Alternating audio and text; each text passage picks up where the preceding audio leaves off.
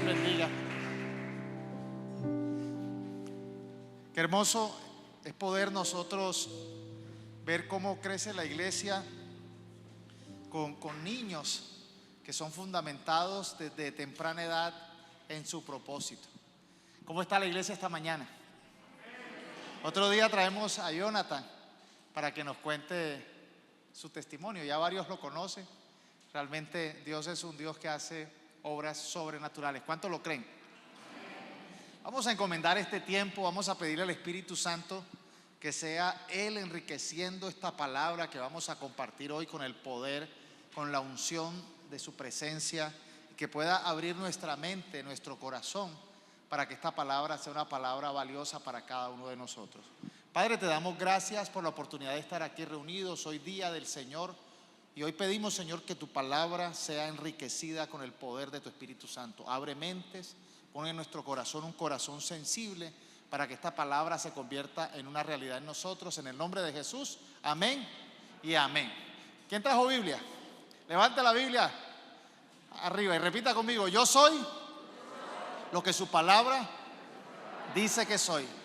Yo tengo lo que su palabra dice que tengo, y yo alcanzaré lo que su palabra dice que alcanzaré. Dale un aplauso al Señor, que es el que rige nuestra vida. Estamos celebrando 11 años de fundados, y en estos 11 años Dios nos ha dado la dirección de hablar de los nuevos cimientos. Y no es que sean nuevos como tales, son cimientos que ha dado Dios, pero cuando uno los descubre realmente uno los valora. Y estamos recordando los cimientos, los fundamentos de la iglesia, los fundamentos de la fe. Como ustedes pueden ver, estamos en un proceso constructivo, y cada vez que nosotros vamos avanzando o las ciudades van avanzando, las exigencias constructivas son mayores. La construcción que se hacía hace 10 años no tenía los requisitos de hoy.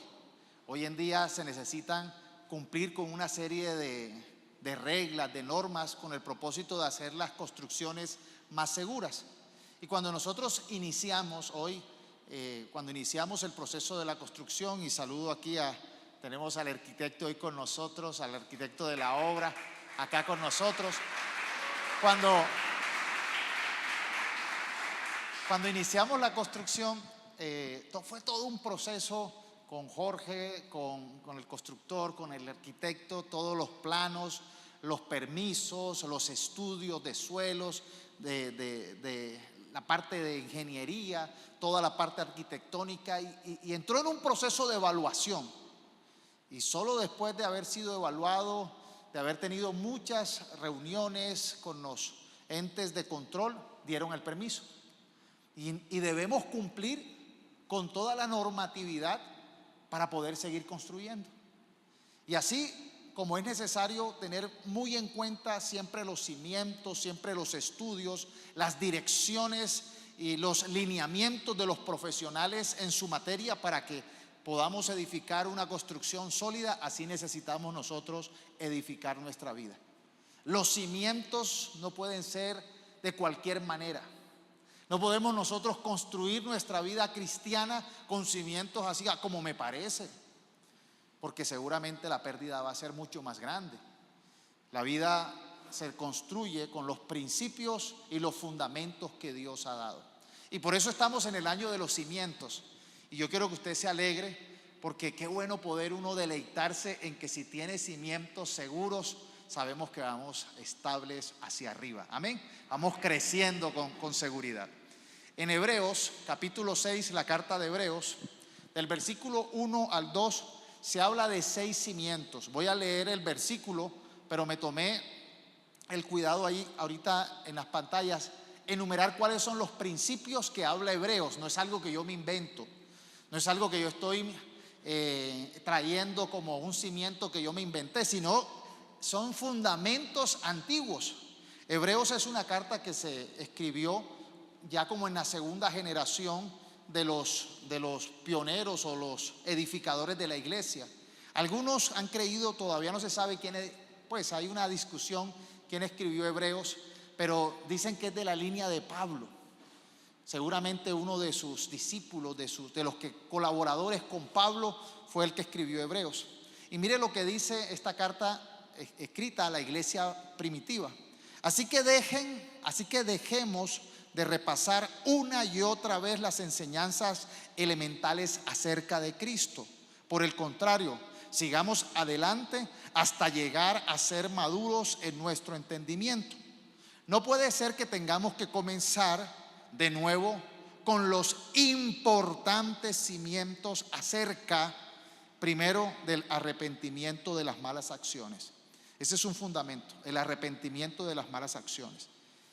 Segundo, de tener fe en Dios. Ese es otro cimiento, tener fe en Dios. Tercero, de los bautizos.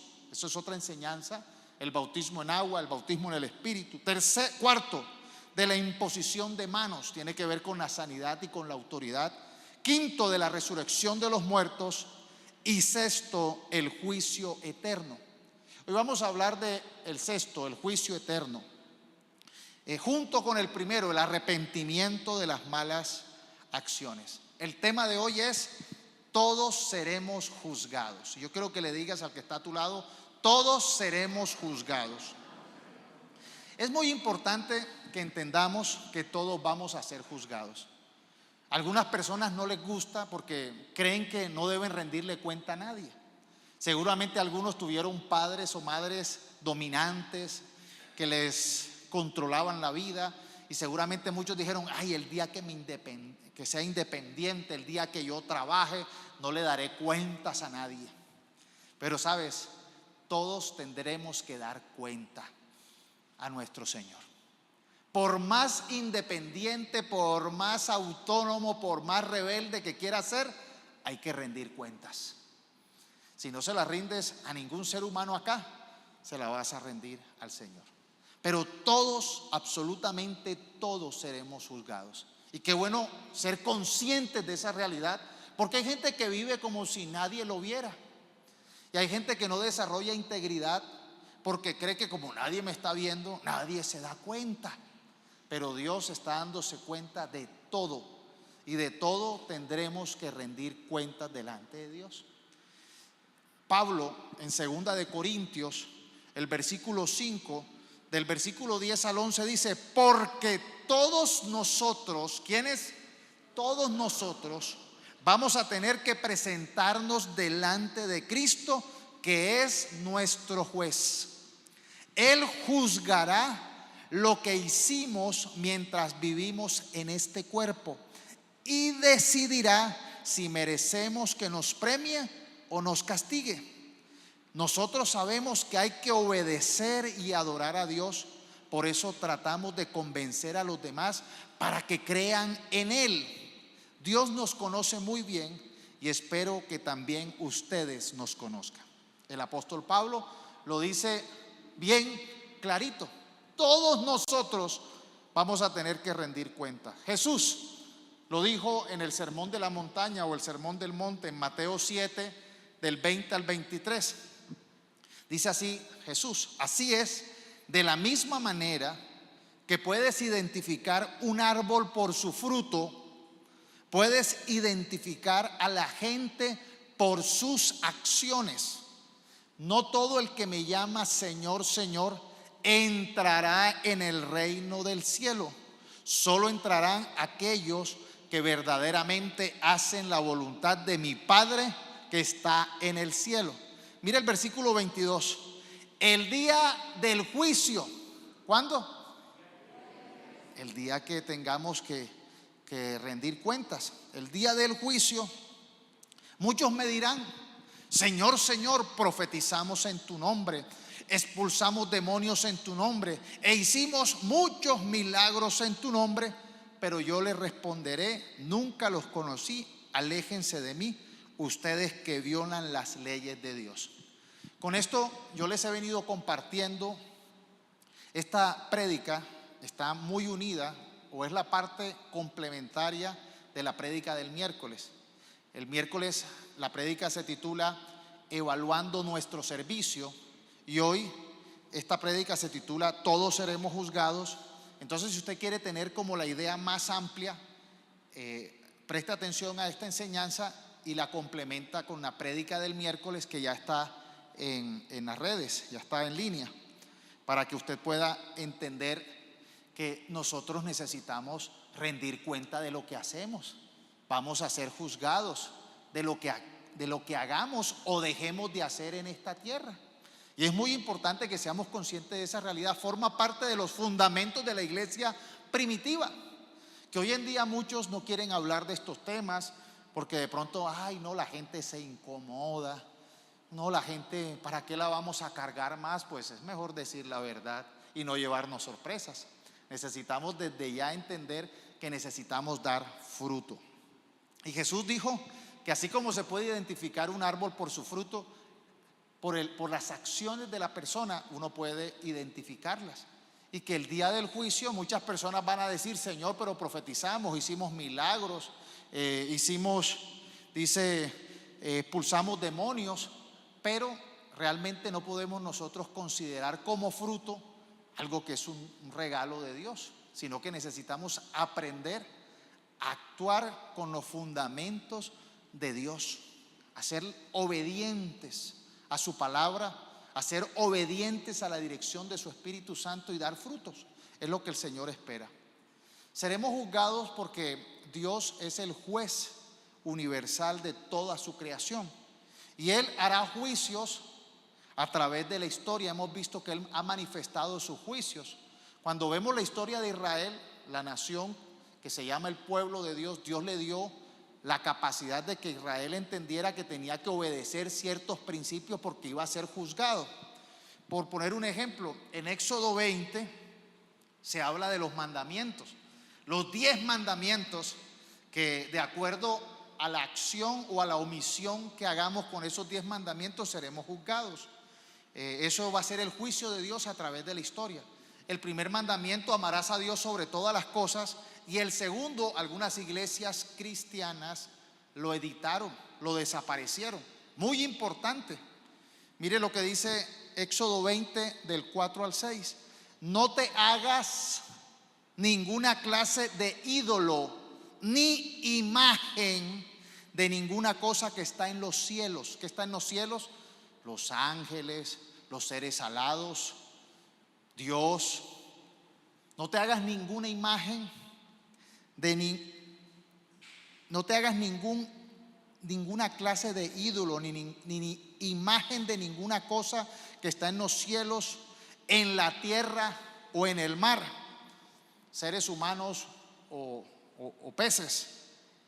No te inclines a ellos. No es que está mal hacer una imagen, no es que está mal tener una foto, no es que está mal dice, no te inclines a ellos ni le rindas culto. Porque yo, el Señor tu Dios, soy Dios celoso, quien no tolerará que entregues tu corazón a otros dioses. Extiendo los pecados de los padres sobre sus hijos. Toda la familia de los que me rechazan queda afectada, hasta los hijos de la tercera y cuarta generación. Pero derramo amor inagotable por 1000 generaciones sobre los que me aman y obedecen mis mandatos. Mira qué importante es que nosotros entendamos que Dios es uno, que no hay confusión. En la Escritura está evidenciado que Dios es uno, que no nos confundamos, que no pongamos otros sustitutos de Dios, porque poner sustitutos de Dios es realmente un sacrilegio. Es una ofensa a Dios. Por eso Dios dice, no hagas estatua ni hagas imagen de lo que está en el cielo, en la tierra, ni en el mar, ni te arrodilles, ni te inclines, ni le hagas culto. Forma parte de los 10 mandamientos. Si no te lo enseñaron, te lo editaron, porque está en la Escritura. Los judíos lo entienden claro. No es la Biblia nuestra, es el Antiguo Testamento de los judíos que nosotros hemos recibido. No es editado. En cualquier Biblia está, pues que no sea editada. En la Biblia normal está. Necesitamos nosotros entender que Dios espera que nosotros le adoremos, que nosotros le conozcamos. Para eso nos dejó su Escritura, para eso nos dejó su palabra, para que nosotros le conozcamos y evidenciemos su poder. Por eso somos lo que su palabra dice que somos. Actuamos y hacemos conforme a lo que su palabra dice que hacemos, porque estos son los fundamentos de nuestra vida. No voy a cambiar yo un fundamento porque me parece, porque no estoy de acuerdo. ¿Qué tal nosotros decir, no, esta columna no me parece que queda bien aquí, vamos a quitarla para que yo pueda ver al que está allá? Es que no funciona, es que no, hay que tenerla. Hay cosas que no se pueden quitar, tienen que estar allí porque tienen un propósito. Dios no quiere que nosotros nos confundamos y tengamos sustitutos. Cuando vemos el anticristo, la gente cree que el anticristo será un satánico. Y el anticristo, la palabra anti, no es solamente en contra, sino en reemplazo de. Por eso la idolatría es tan pecaminosa, porque reemplaza al Dios verdadero por una imagen, por una cosa del cielo, por una cosa de la tierra, por una cosa del mar. Por eso hay que tener mucho cuidado con la idolatría, y nosotros necesitamos tomar una decisión de claramente rechazar la idolatría, porque ofende a Dios, porque seremos juzgados por eso, porque hemos violado un mandato de que no es cualquier tontería, es un mandato fundamental. En Apocalipsis, los que están estudiando Apocalipsis conmigo en nuestras clases virtuales, en el capítulo 9, el versículo 20 al 21, el capítulo 9 habla de las 7 trompetas que van a sonar al final de los tiempos. Cada trompeta traerá una desgracia para el mundo rebelde, será el castigo de Dios. Y en la 6ª trompeta van a venir unas plagas que van a destruir a la población. Y dice el versículo 20 de Apocalipsis 9: sin embargo, los que no murieron en esas plagas, aún así rehusaron arrepentirse de sus fechorías y volverse a Dios o acercarse a Dios. Siguieron rindiendo cultos a demonios y a ídolos hechos de oro, plata, bronce, piedra y madera. Ídolos que no pueden ni ver, ni oír, ni caminar. Una estatua no puede ver, ni oír, ni caminar. Usted la deja caer y se rompe. Pero la gente adorando su estatua, la gente adorando su ídolo. Aún en el final de los tiempos, la 6ª trompeta, ya falta una para el acabose. La 6ª trompeta, aún la gente seguirá con su idolatría. Esa gente no se arrepintió, y aquí vemos la clave.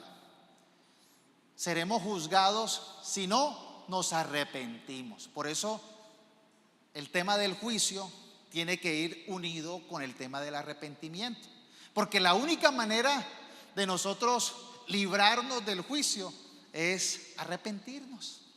Es la solución al juicio. Por eso el primer punto que leíamos en Hebreos es el arrepentimiento de las cosas malas, y el 6º es el juicio eterno. Y aquí lo dice claramente en este texto. Esa gente no se arrepintió de sus asesinatos, ni de sus brujerías, ni de su inmoralidad sexual, ni de sus robos. La idolatría genera que la gente esté adormecida. Hay violencia, hay inmoralidad, hay brujería. Tan claro es para nosotros que hay brujería, que hay una brujería que se llama la santería cubana, que es una mezcla de la brujería africana con la iglesia cristiana, católica, y se llama santería. Cogen los santos y les ponen relaciones con ídolos de la brujería africana. Y eso hacen vudú, hacen todas esas prácticas de maldad, de alianza con el diablo, usando la idolatría. No es una tontería, no es una bobada. Seremos juzgados si obedecemos o no. Yo digo, matachos para afuera, estatuas para afuera, ídolos para afuera. Yo tengo un solo Dios que es tan grande que no se puede dibujar. Es todopoderoso, creador del cielo y de la tierra. Y sabes una cosa, necesitamos nosotros ser libres de todo espíritu de violencia, de todo espíritu de brujería. Dios viene poniendo cimientos y liberando de hechicería. ¿Cómo es posible que en el pueblo de Dios haya hechicería? Es lo contrario, la brujería es la religión de un mundo caído, de un mundo que le ha dado la espalda a Dios, y entonces sustituye a Dios por el diablo, sustituye al verdadero Dios por una imagen, o por muchas imágenes, o por muchos dioses con D minúscula, falsos dioses. Y Dios quiere que nosotros nos arrepintamos. Es una buena palabra. De pronto la gente se pone un poquito como que, uy, pastor, está hablando duro, mejor eche un chiste. Pero es que la vida no siempre es de chistes. Y el chiste es que nos arrepintamos. Ahí alcanzamos la felicidad perpetua, la alegría. En Apocalipsis 20, versículo 11 al 12, habla del gran juicio. Y vi un gran trono blanco y al que estaba sentado en él. La tierra y el cielo huyeron de su presencia, pero no encontraron ningún lugar donde esconderse. Nadie se va a poder esconder del juicio de Dios. Nadie. ¿Quién se va a esconder de la presencia y la mirada de Dios? Dice, vi a los muertos, tanto grandes como pequeños, importantes, reyes, personas muy adineradas como pequeños, de pie delante del trono de Dios. Los libros fueron abiertos, entre ellos el libro de la vida. A los muertos se les juzgó de acuerdo a las cosas que habían hecho, según lo que estaba escrito en los libros. Nadie se ha dado cuenta, pero el libro sigue anotando. Todo lo que usted dice, lo que piensa, lo que hace, lo que habla, daremos cuentas al Señor. Está el libro ahí anotándolo todo. El mar entregó sus muertos, y la muerte y la tumba también entregaron sus muertos, y todos fueron juzgados según lo que habían hecho. Esto es palabra de Dios. Esto es Apocalipsis, esto es el futuro, la escatología. Es la palabra de Dios. Una de las características de la palabra de Dios es que es, será, fue, es y será. Permanece. Cielo y tierra pasará, mas su palabra permanece. Esto no son cuentos. Aquellos que creen que se van a escapar porque no, yo me voy a incinerar, y algunos se incineraban y decían, pero por querer esconder, y cogen las cenizas y una la tiras en el mar Atlántico, otra la tiras en el mar Pacífico, otra la tiras en el mar Mediterráneo, otro lo escondes en la tierra. Dice, así sea una molécula quemada tuya, aparecerás allá en el juicio, y se abrirán los libros para que rindamos cuentas. Es una realidad espiritual. No sé si para alguien es nuevo, pero es una realidad, no es mi palabra, estoy leyendo la escritura. Todos tendremos que dar cuentas, todos seremos juzgados. ¿Quién se pone nervioso? ¿Quién le da cosita? ¿Quién le da miedillo?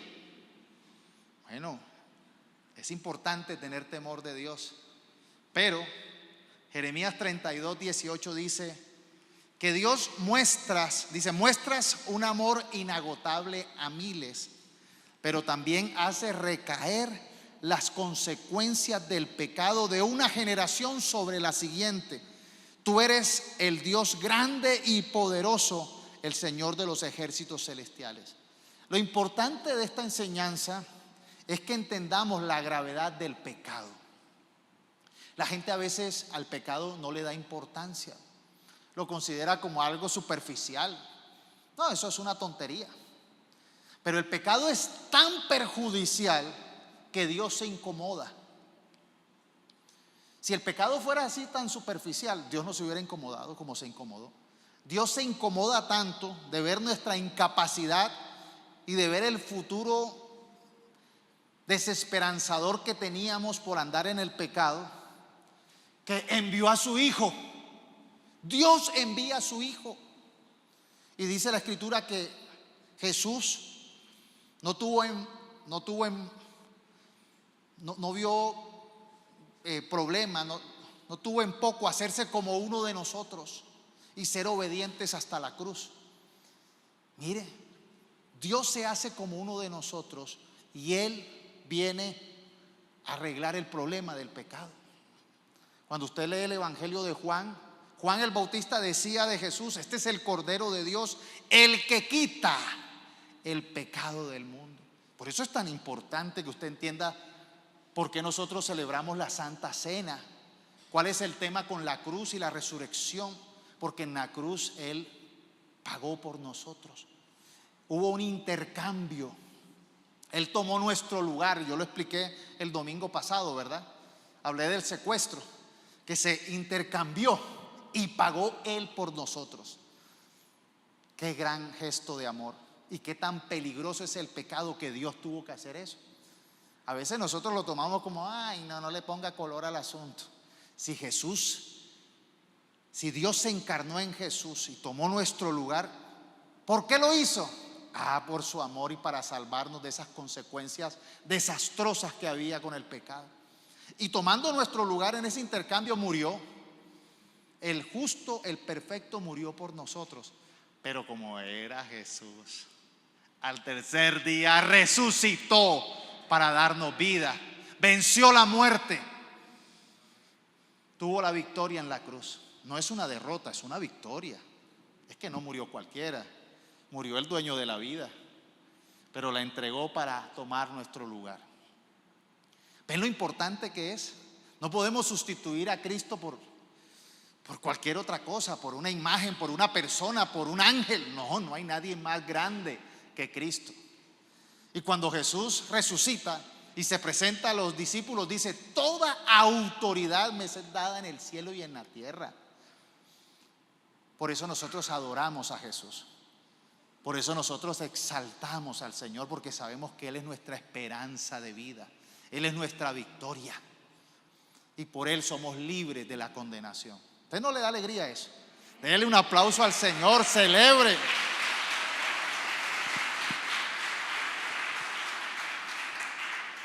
El Salmo 103 del versículo 17 al 18 dice: pero el amor del Señor permanece para siempre con los que le temen.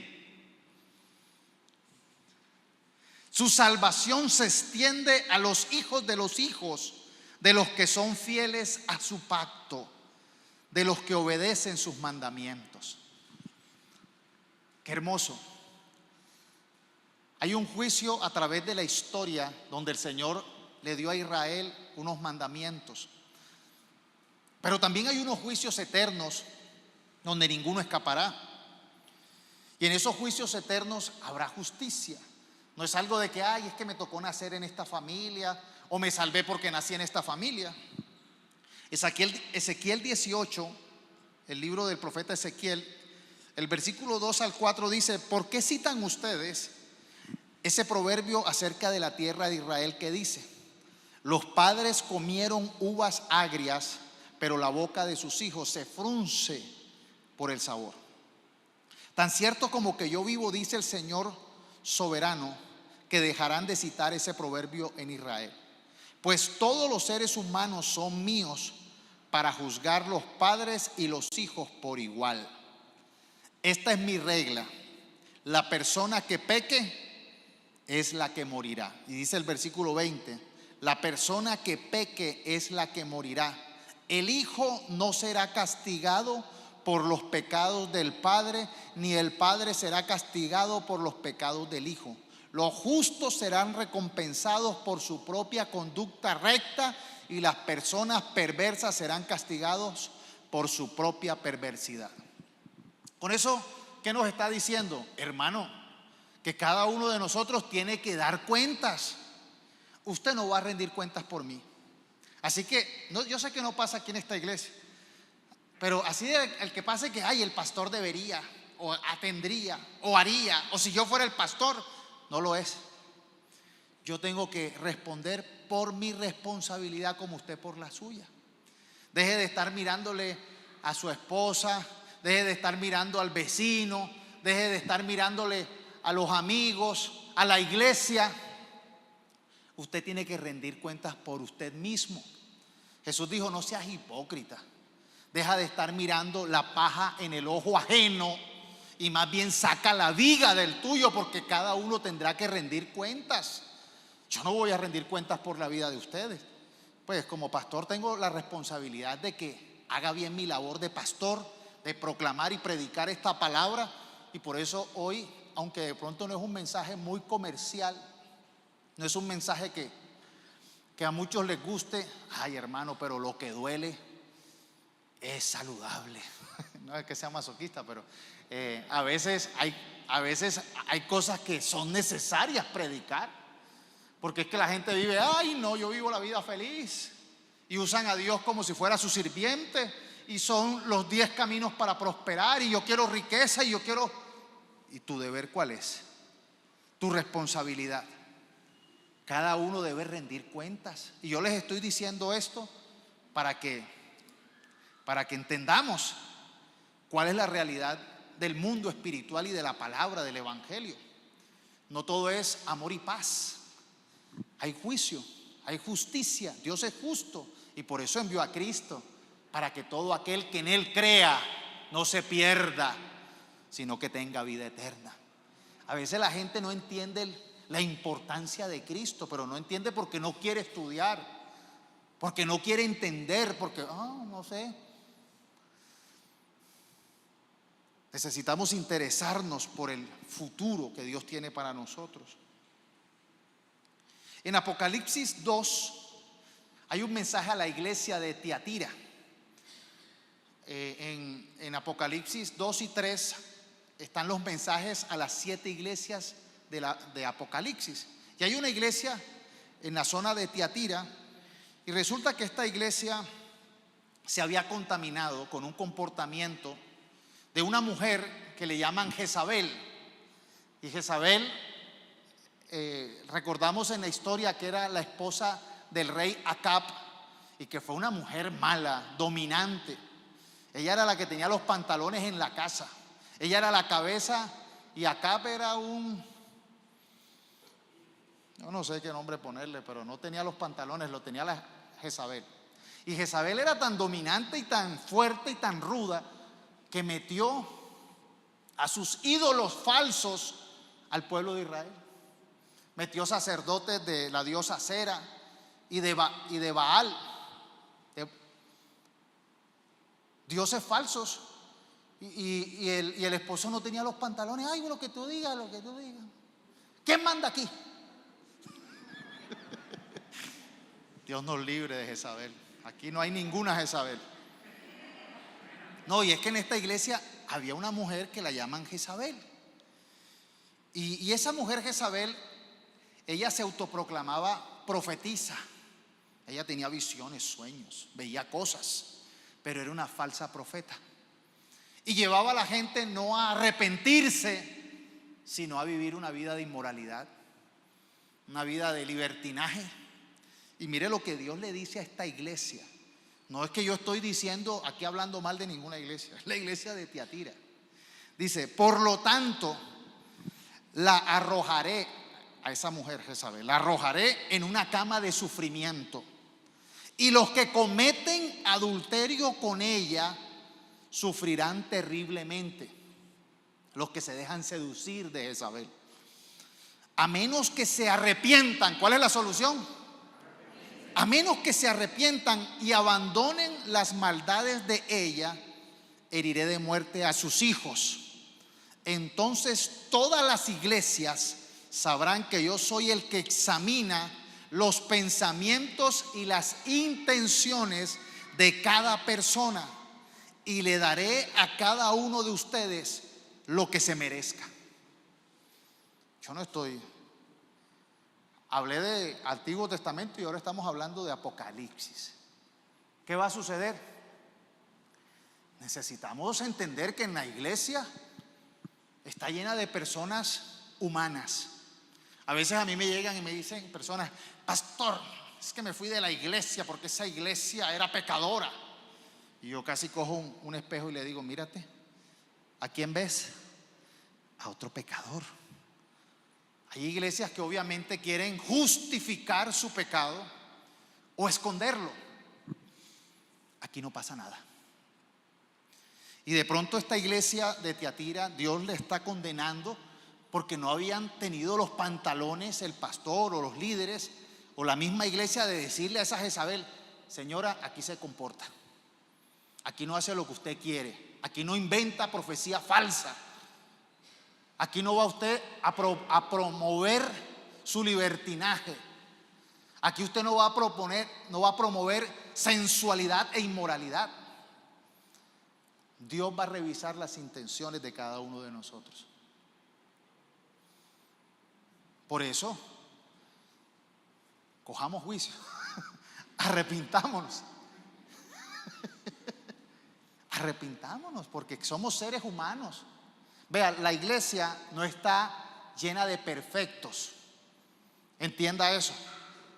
¿Quién es perfecto aquí? Vea, tenga cuidado. Porque si usted dice que es perfecto, es un perfecto ignorante y es un perfecto orgulloso. Porque todos somos pecadores. Y el que dice que no comete pecado es mentiroso. Dice la Escritura. ¿Qué necesitamos? Arrepentirnos. Que usted de pronto diga: no, pero es que yo no mato, yo no robo, yo no hago. No, sí, pero tienes pensamientos equivocados, actitudes equivocados, juzgas mal, dices cosas que no debes decir, piensas cosas que no debes pensar. Estamos llenos de sensualidad en este mundo. Yo le digo una cosa: la iglesia, o la iglesia sana y transparente, es una iglesia que está llena de pecadores conscientes de su pecado. Yo, como su pastor, necesito pedirle perdón a Dios y arrepentirme todos los días, porque dice la Escritura que aún cuando uno no hace lo que tiene que hacer, es pecado. Se llama pecado por omisión. Y usted dirá: ah, pastor, pero usted está haciendo lo que tiene que hacer ahora. Pero a veces me da pereza, a veces no tengo las ganas, o no lo hago con la actitud correcta. Yo mismo soy transparente y sincero. Tengo que pedirle perdón a Dios. Pero encuentro que en el arrepentimiento, para eso está el arrepentimiento. Porque es que somos seres imperfectos que el Evangelio y Cristo, con su gracia y su favor, nos limpia del pecado, nos da su Santo Espíritu y nos permite caminar en buenas obras. Pero dice que el que comenzó la obra en nosotros la va perfeccionando. No la perfeccionará sino cuando estemos en su presencia, dice el apóstol Pablo. Pero mientras estemos en esta tierra, esta carnecita y estos huesitos, como dicen por allí, son pecadores o tiran a pecar. ¿Usted me está entendiendo o usted me está mirando como que: uy, pastor, no sabía de eso? ¿Me está mirando como religioso o me está mirando como creyente? Los creyentes son aquellos que creen que el que peca es el otro. ¿Recuerdan la parábola del fariseo y el cobrador de impuestos? El fariseo estaba aquí adelante diciendo: Señor, yo que soy tan bueno, doy diezmos de todo lo que gano, oro 3 veces al día, no soy como ese que... ¿Dónde está? Como ese que está ahí atrás, pecador, cobrador de impuestos. Mientras que el que estaba atrás decía que no levantaba la mirada al cielo, se golpeaba el pecho y decía: Señor, sé propicio a mi necesidad. ¿Sabe quién quiero ser yo? El que está atrás. Porque dice que ese de atrás salió justificado, salió perdonado. Por eso es tan bueno ser transparente. Le regalo una ñapa. Esta no tiene cobro adicional. Léase el Salmo 32 y léaselo en esta versión, la NTV. Hay una palabra muy chévere, a mí me encanta esa palabra. Dice: los que viven una vida de total transparencia. ¿Sabes qué nos ayuda a ser personas mejores? Ser transparentes. La religiosidad, la hipocresía de este mundo nos enferman. Por eso hay gente que está como con bipolaridad o con pensamientos raros que no saben ni lo que son. uno tiene que ser transparente y decir: Señor, soy pecador, en esto me he equivocado, en esto me hace falta. ¿Sabes por qué es tan necesario el arrepentimiento? Porque el que no se arrepiente no cambia. Si tú no te arrepientes, no vas a cambiar. Porque el que no se arrepiente siempre se justifica: no, yo soy bueno, no, la culpa es tuya, no, yo no fui. No, hermano, nunca vas a cambiar. Siempre tendrás un argumento a la defensiva que no te va a decir: hombre, sí me equivoqué, sí, pero Dios me va a ayudar. Por eso es tan importante la oración en privado.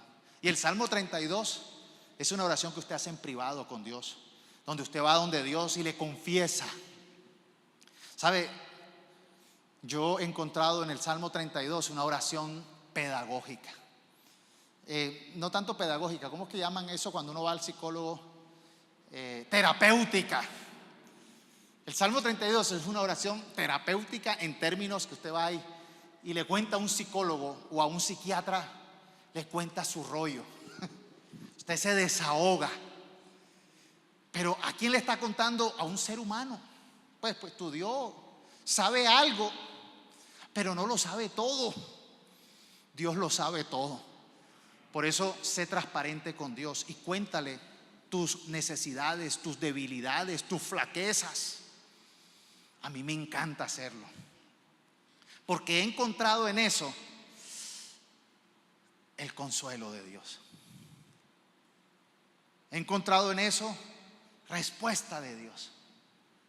Por eso, iglesia, no te preocupes que a la iglesia llegan pecadores. Todos somos pecadores. ¿Recuerdan la prédica que hice hace 3 domingos de abrir la puerta a la evangelización? Que decía: tengan cuidado de usted no estar cerrando la puerta, que ahí viene un borracho, pum, ahí viene un ladrón, chum, ahí viene un cobrador de impuestos, chum, ahí viene la suegra. Toca abrirle la puerta, hermano. Pero hay que decirle: arrepiéntase, suegra. Arrepiéntase, cobrador, arrepiéntase, ladrón, arrepiéntase, delincuente, arrepiéntate, idólatra. Nosotros sin Dios andábamos en oscuridad, haciendo cosas que creíamos fue lo que nos enseñaron. Pero cuando el evangelio llegó a nuestra vida, nos mostró el camino diferente. Aprendimos a conocer quién es el verdadero Dios, creador del cielo y de la tierra. Conocemos el nombre de su Hijo, por el cual somos salvados, y tenemos la presencia del Espíritu Santo, que nos conduce a toda buena obra, nos da el poder y la autoridad de Dios. No, hermano, vamos aprendiendo en este camino y nos falta mucho por evidenciar su poder, pero hay que arrepentirse. Señor, perdóname, con humildad, con transparencia.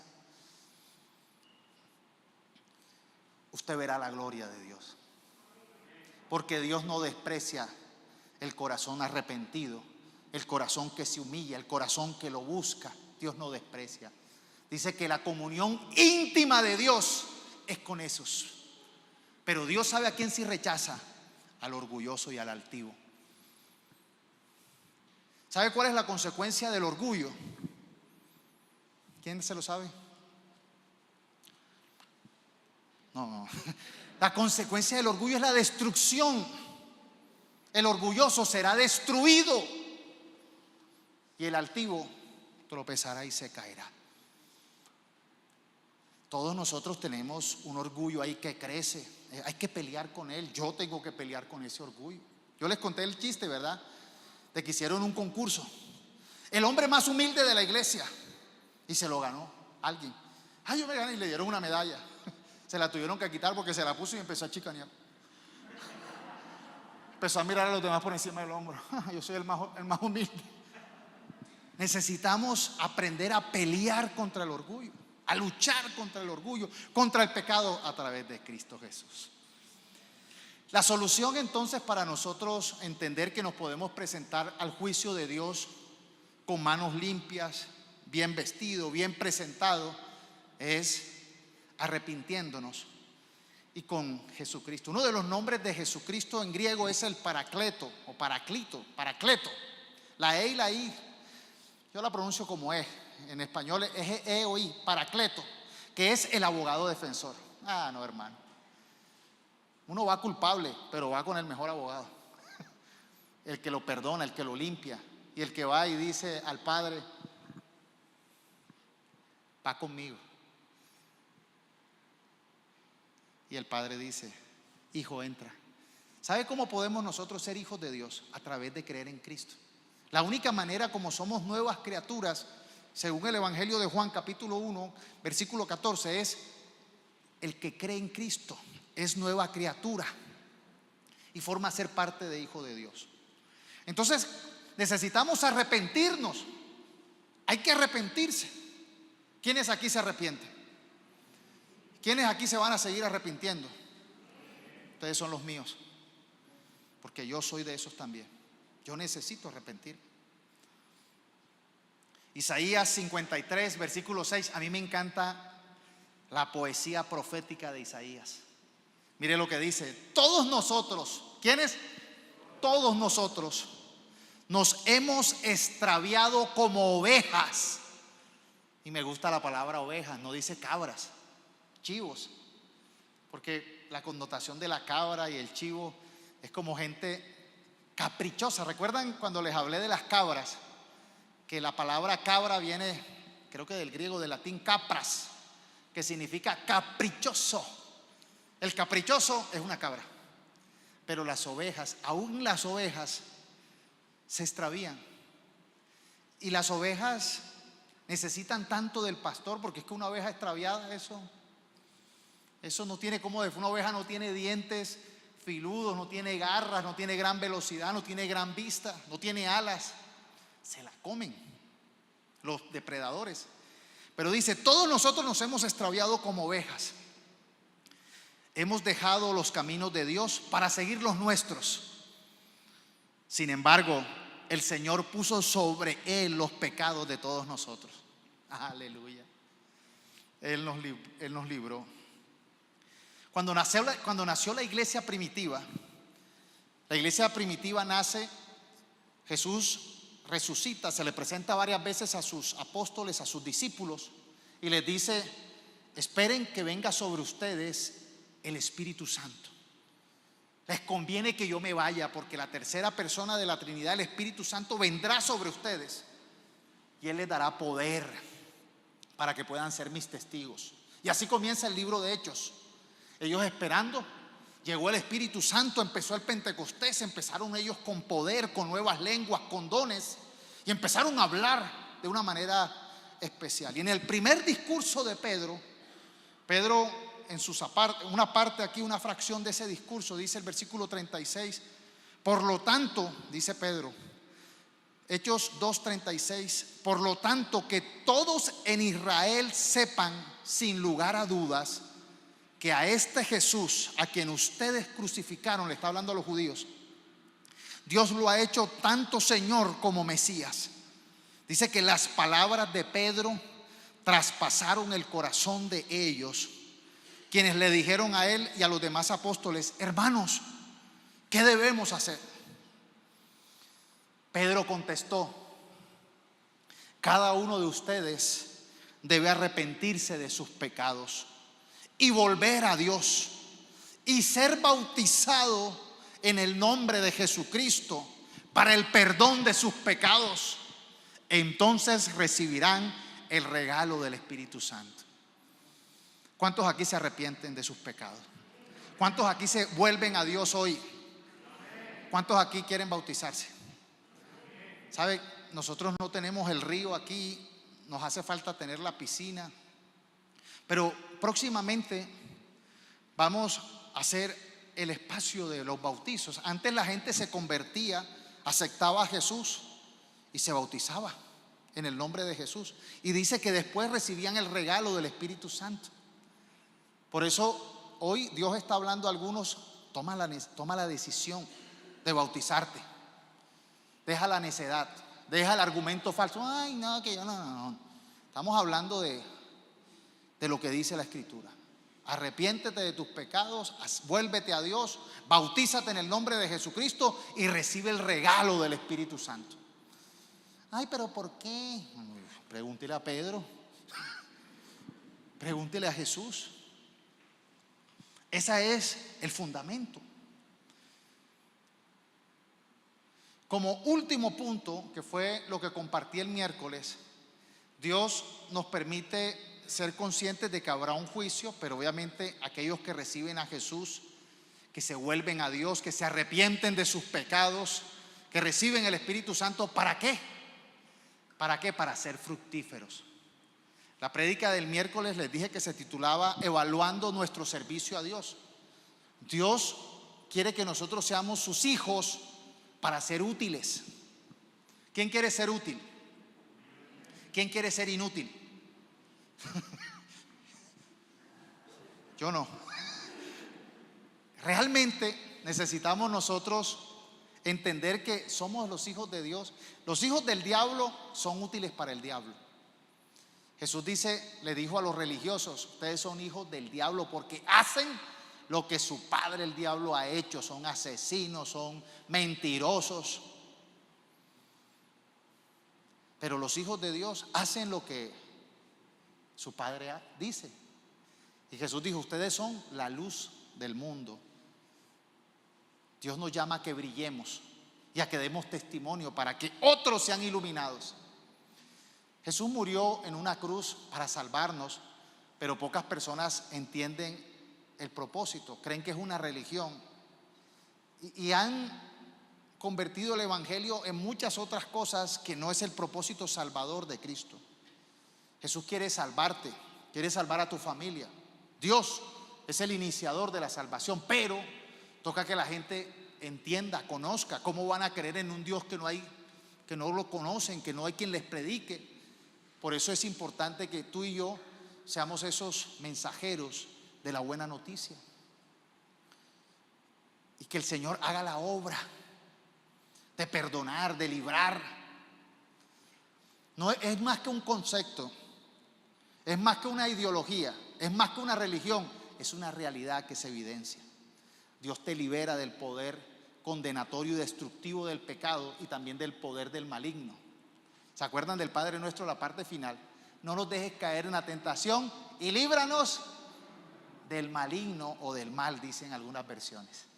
No nos dejes caer en la tentación. Dios nos libra del mal a través del pecado. Entonces necesitamos entender si somos fructíferos, si estamos sirviendo. Jesús dijo en una analogía que Él era la vid y nosotros somos las ramas, pero pegados a Él podemos dar fruto. Una rama separada de la vid se seca y no da fruto. Por eso necesitamos estar cerca de Él para dar fruto, porque el propósito del Padre es que demos fruto abundantemente. Dios quiere que seamos fructíferos. Y quiero cerrar con dos parábolas, un poquito largas, pero quiero que preste atención a la importancia de servir. Lucas 19, 11 al 26. Mientras la gente estaba escuchando esto, Jesús les contó una historia porque estaba cerca de Jerusalén y porque algunos de ellos pensaban que el reino de Dios iba a llegar pronto.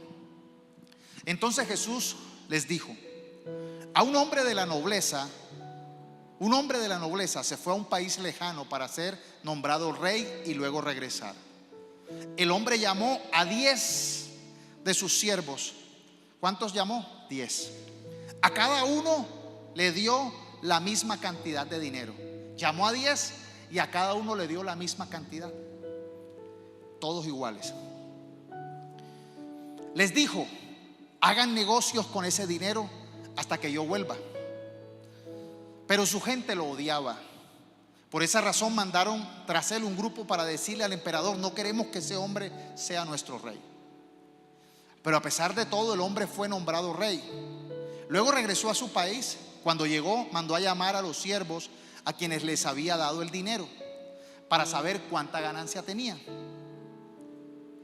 El primero se presentó y dijo: Señor, el dinero que me dio ganó 10 veces más.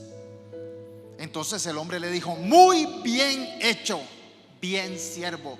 Es un siervo útil.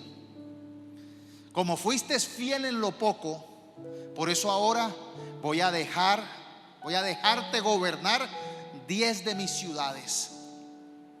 Vino el segundo siervo y dijo: Señor, tu dinero ganó 5 veces más. Entonces el hombre le dijo: vas a gobernar 5 de mis ciudades. Luego llegó el otro siervo y le dijo: Señor, aquí está tu dinero, lo guardé muy bien en un pañuelo. Yo le tuve miedo porque usted es un hombre duro, toma el dinero que no ha ganado y cosecha lo que no ha sembrado. Entonces el rey le dijo: siervo malo, usaré tus propias palabras contra ti para condenarte. Con que sabías que soy un hombre duro, que tomo dinero que no he ganado y cosecho lo que no he sembrado. Siendo así, ¿por qué no pusiste mi dinero en un banco para que así cuando yo regresara hubiera ganado intereses? Luego le dijo a los que estaban parados allí: quítenle el dinero que tiene y dénselo al que tiene 10 veces más. Ellos dijeron: Señor, él ya tiene 10 veces más.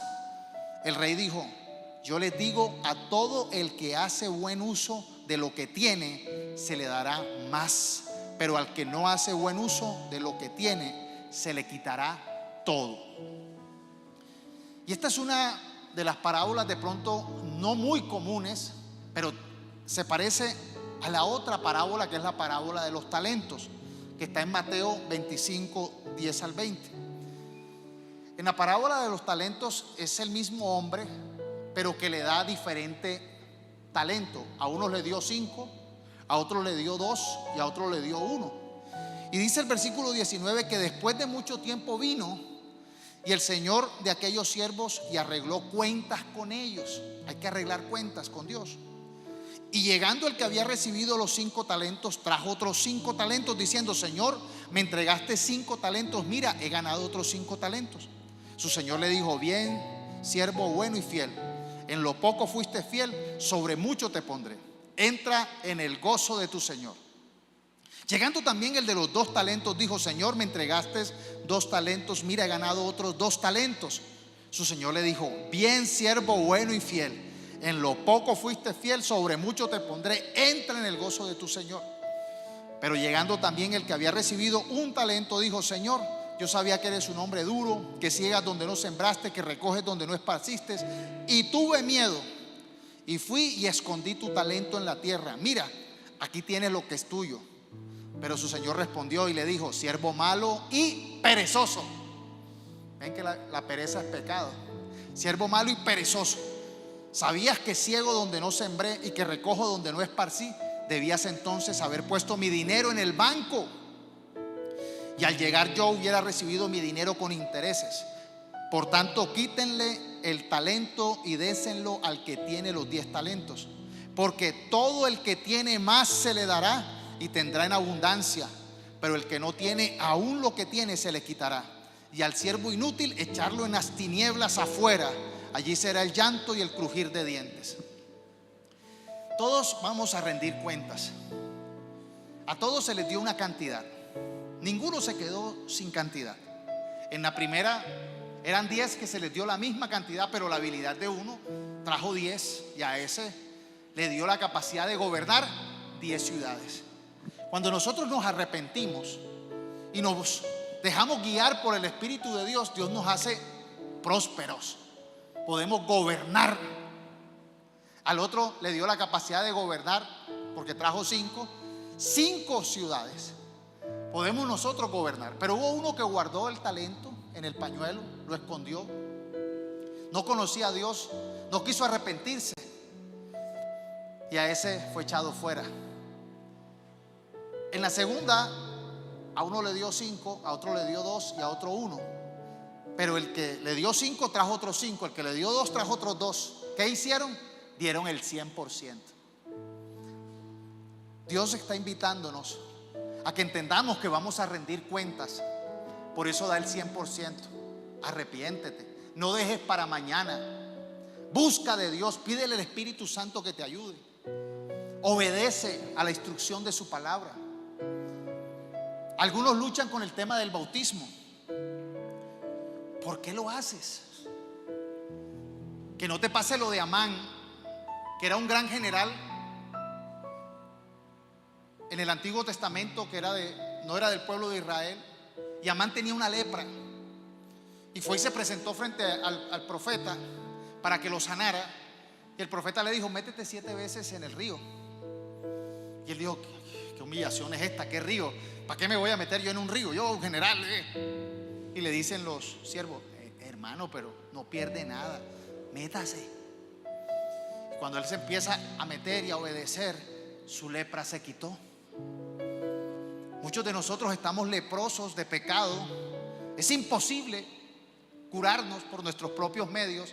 Necesitamos ir al agua, a que el Señor perdone nuestros pecados y a que nos llene de su Espíritu Santo. La segunda parábola dice: siervo malo y perezoso. No seamos perezosos, seamos diligentes para que los sueños y los propósitos que Dios nos dio no nos los arrebate el demonio, ni nuestra pereza. Hay gente que no alcanza los sueños por pereza. Vamos a poner en activación, vamos a activar, a desenterrar, a sacar del pañuelo esa fe que Dios nos da, la capacidad de poder lograrlo. Aquí el problema no es de plata, no es de talentos, es de la capacidad de producirlo.